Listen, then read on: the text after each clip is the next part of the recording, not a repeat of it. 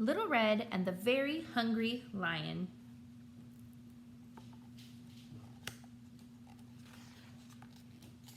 This is Little Red. Today she's going to be gobbled up by a lion.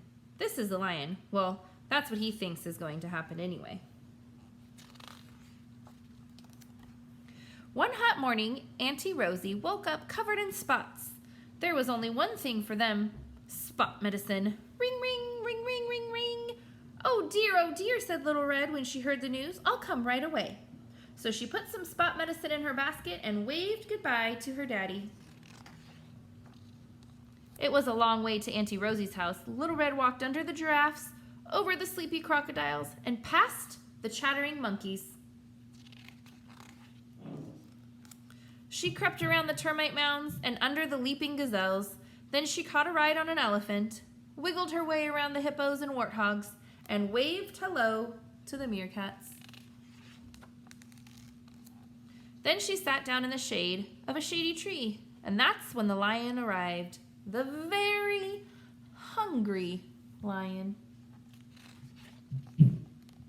Oh, hello, purred the lion. Where are you going? To visit my auntie who's covered in spots, said Little Red. In the time it took for his tummy to rumble, the very hungry lion had cooked up a very naughty plan. My very clever plan. Number 1, sneak off to Auntie Rosie's house. Number 2, hide in her cabinet. Number 3, dress up as Auntie Rosie. Number 4, wait for a bit. Number 5, jump up and eat a Little Red. Number 6, eat Auntie Rosie for dessert. Well done, you're a very clever lion. And he rushed off to put his plan into action. When he arrived, the very hungry lion stuffed Auntie Rosie in a cabinet and locked the door. Then he squeezed himself into one of her nightgowns and covered himself all over in spots. Of course, when Little Red arrived, she realized right away it wasn't Auntie Rosie sitting in the bed.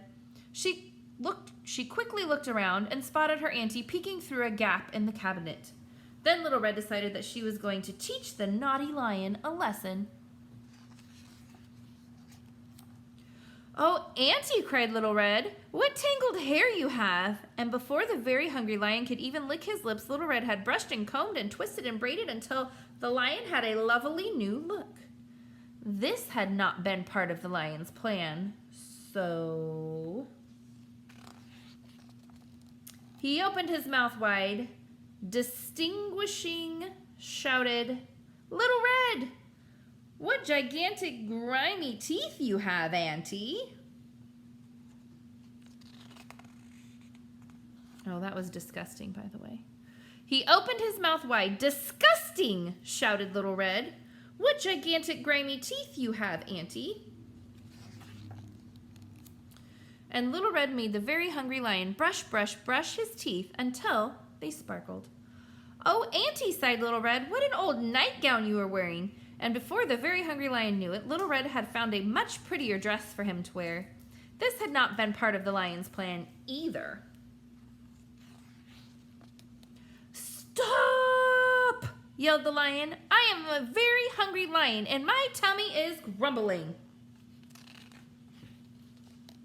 Little Red pointed her finger. Well, trying to eat children and aunties is very naughty. If you were hungry, all you had to do was ask for some food.